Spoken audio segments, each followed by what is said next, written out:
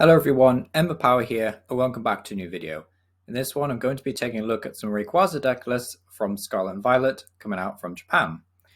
So Rayquaza Vmax, just as an overview, is a tanky Vmax with no weakness, so 320 HP, awful lot of HP, really solid. Also having no weakness means it's not so easily countered. Rayquaza Vmax also has amazing 1-hit KO power with max burst, 20 damage for a fire and a lightning, and then you may discard any amount of basic fire energy or any amount of basic lightning energy from this Pokemon. And this attack does 80 more damage for each energy card you discard in this way. So typically, something you'll notice with Rayquaza lists is that they have to build towards either fire or lightning. We'll take a look at primarily lightning ones, but there is one or two lists at the end that do feature a more fire energy based Rayquaza list. So the ability is also pretty good. Azure Pulse says once in your turn you may discard your hand and draw 3 cards. Just really helps with consistency because it's not a lot of bench space for stuff like Crobat.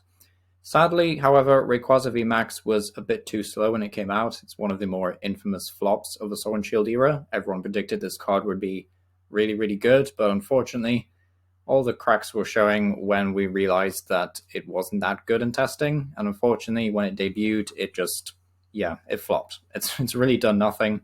So there's kind of a hope that Rayquaza Vmax can have a bit of a redemption arc and be good post-rotation, because Miraidon EX is a massive buff, and making sheeps are easier to find. So stuff like Mareep is a lot easier to find thanks to Miraidon. So some new translations, we got the Miraidon EX with the ability Tandem Unit says, once in your turn you may search your deck for up to 2 basic lightning Pokemon, put them onto your bench. So basically we're going to be using this ability to find Mareeps throughout the game, either in the early game or mid to late game if our opponent starts knocking out Flaffies. And then the Rayquaza, just one more thing to mention that I didn't really mention before, is that Rayquaza is a Rapid Strike Pokemon, which does come in handy with the Stadium Towers of Waters because our balloon is rotating post-rotation, so we'll have no direct way to retreat Rayquaza without using a switch or an escape rope. So using Tower of Waters would mean that we would have free retreat. So some more translations would be the Armorage and Ampharos EX. Armorage has 130 HP, stage 1 fire type, says as often as you like during your turn, you may move a fire energy card attached to one of your bench Pokemon to your active. Just means that we can use Magma Basin to accelerate a fire energy to one of our bench Pokemon, but we do have to place 2 damage counters on that Pokemon.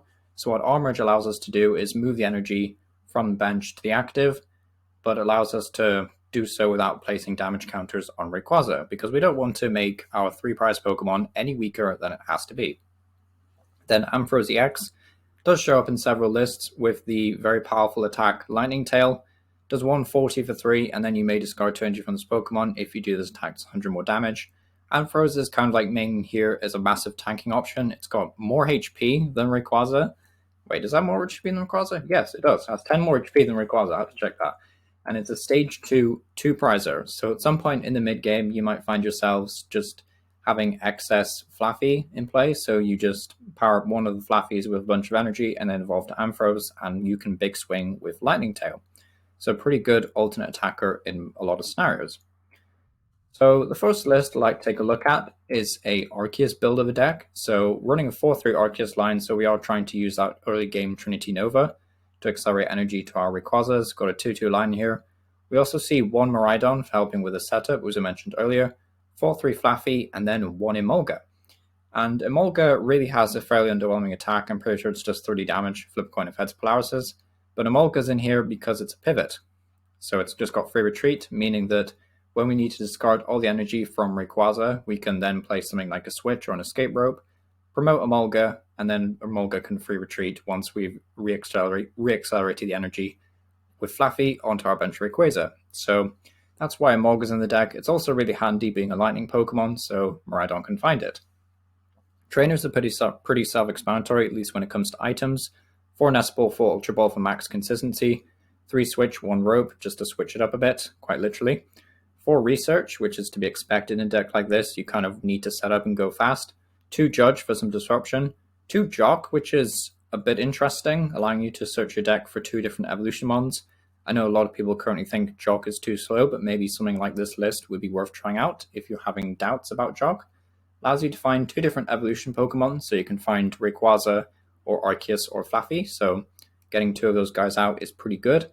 Also see 1 Serena, 2 Boss, which is kind of what I'd imagine we'll start to see more of post-rotation, because V Pokemon will start to see less and less play as more people want to try out EX Pokemon, regardless if a lot of the new EX Pokemon are fairly underwhelming, at least at the start.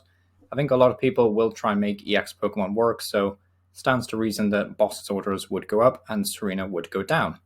We also see 3 Path to the Peak, which is a little bit interesting, I will say that, because it obviously shuts off Rayquaza, it shuts off Arceus, and it shuts off Miraidon. So, yeah, Path to the Peak is an interesting one. I think it's just to try and lock stuff like Genesect out of the game and to provide a bit of disruption against the opponents in the mid to late game. But yeah, Path to the Peak, a very interesting choice of stadium here. We also see 1 Mesagoza, a new stadium from Scarlet Violet, that says, once during either player's turn, that player may flip a coin. If heads, search your deck for Pokemon. So Mesagoza is actually just going to help you set up with the deck, basically. It just allows you to find 1 Pokemon if you get lucky. So pretty consistent Pokeball that you can use every other turn. We also see 2 Double Turbo to use with Arceus, 8 Lightning Energy, and 3 Fire Energy. So the second list is a bit more wild. We're trying like a very different approach to this deck. Still got the Maripes in here, though 4/4 line of Marip Flaffy. Bit heavy on Rayquaza, 3/3 line, but we do also see some fun tech cards, including the Ampharos EX, as well as a Zeraora V. So Zeraora V does 100 damage, I believe, and then for 3 energy, if you used a Rapid Strike attack during your last turn, then you can do 160 damage to one of your opponent's benched Pokemon.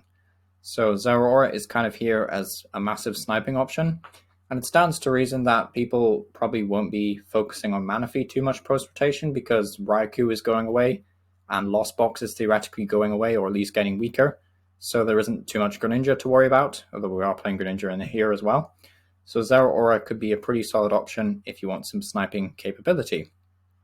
We also see a Galarian Zapdos V that will allow you to do more damage, or I should say attack for cheaper if your opponent has more Vs in play. So this is kind of like a anti-colorless answer, I guess, if your opponent has a whole bunch of lightning Vs in play, so stuff like Raichu V or maybe Arceus if you're trying to hit the weakness on there. So pretty cool tech card. But yeah, that's it for the Pokemon, really. Nothing too crazy beyond that.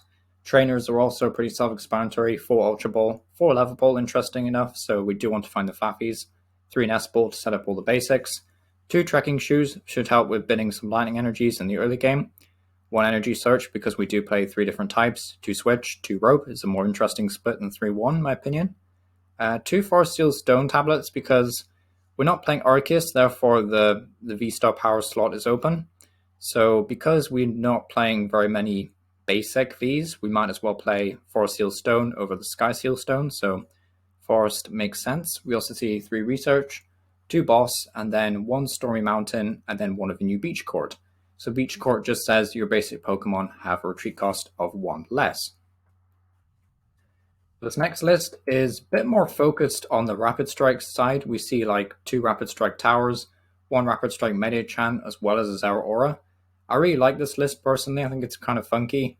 The fact that you're also playing stuff like 2 Palpad, 3 Booster Shake, just to really emphasize the fact that this list is really out of the box. There's also no research in this one. It's just 3 Judge, 2 Zinnia's Resolve, 1 Raihan, 2 Boss, which is very questionable to say the least. I'm not going to spend too much time on this one because I know a lot of people will look at this and think it's really sketch because, well, truthfully, it is. You know, it's a very sketch list. But it is probably like one of the more interesting ones. And if you're willing to experiment and you really don't like research, then maybe this list is for you. You know, it looks kind of interesting, kind of funky. Got a lot going on here, but yeah, I could get behind this. So this next one, we're finally looking at the Fire Energy builds, and this one is going to be back to Arceus, so 4-3 line.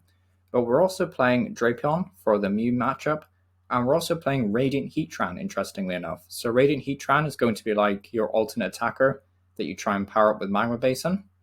So it's kind of cool in that sense. I'm not sure how much of a fan I am of this over Radiant Zard, but Radiant Heatran will allow you to get massive 1-hit KOs. So if you use Arceus and Rayquaza in the early to mid game, and then I guess Heatran is kind of like your late game swinger with Magma Basin and Raihan potentially. There's also 3 Judge, 1 Roxanne, and like 3 Adventurous Discovery. So this list is trying to be pretty counterish towards the mid to late game as well, which is interesting to see. I'm not personally a major fan of this one, but I am a fan of Radiant Heatran, so could be an interesting one to try out. As well as this, it's also playing for Battle VIP Pass, so this list is trying to be as consistent as possible. So pretty cool to see in that regard, and something pretty unusual. So this next one is going to be a bit of a Firebox deck with Entei, the Radiant Zard, and then the Armorage that we mentioned earlier, that will allow you to move a Fire Energy from one of your bench Pokemon to the active. So Arceus and Rayquaza are kind of like the main staples again. Once again, these are like great partners for each other. We also see Entei with the really cool ability Fleet-Footed, allowing you to once in your turn draw a card if it's in the active spot. And it does have a really good attack that does like, I believe it's 20 damage or 30 damage, and then 20 more for each bench Pokemon in play. So Entei V, pretty strong card. Radiant Charizard's obviously very strong in the late game, and then Armorage will allow you to move the energy up to the active. I'm personally not so big on these fire builds of Rayquaza. I think the lightning ones with Miraidon are just a little bit better, but we'll have to see how this one plays out. But thank you for watching. It's been Emma Power. Let me know what you think down below, and thank you for